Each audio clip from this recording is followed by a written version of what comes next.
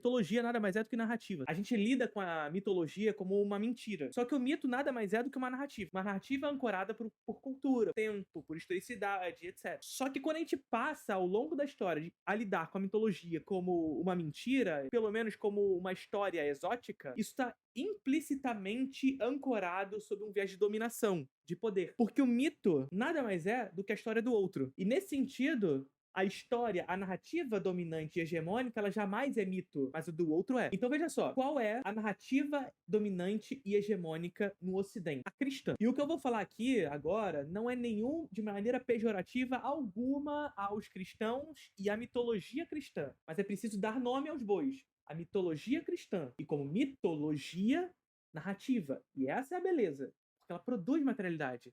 Mitologia não é mentira. Inclusive, o Walter Benjamin tem um texto chamado O Narrador, que eu já falei sobre ele, e lá no Introdução ao Cinema serão 3 aulas sobre esse assunto. A primeira aula entrou agora no mês de abril. Tá maravilhosa essa aula sobre o narrador. É uma aula sobre a crise da narrativa. E o Walter Benjamin, ele vai trazer pra gente que há 2 tipos de narradores. Os narradores sedentários e os narradores viajantes. Só que a grande parada que ele diz pra gente, na verdade, é que a narrativa, o poder da narrativa está na perduração da memória, na experiência. No momento em que esse narrador tem alguém que o escute. E esse lugar de escuta faz perdurar na memória desse povo, dessa coletividade, essa narrativa que produzirá hábitos, costumes, etc. Então, a mitologia, o mito, que é uma narrativa, não é uma mentira. Só que a mitologia dominante não é lida enquanto mito, porque a partir de determinado momento histórico, sobretudo a partir de um viés de racionalidade, racionalismo, existe um processo de explicação do mito e da explicação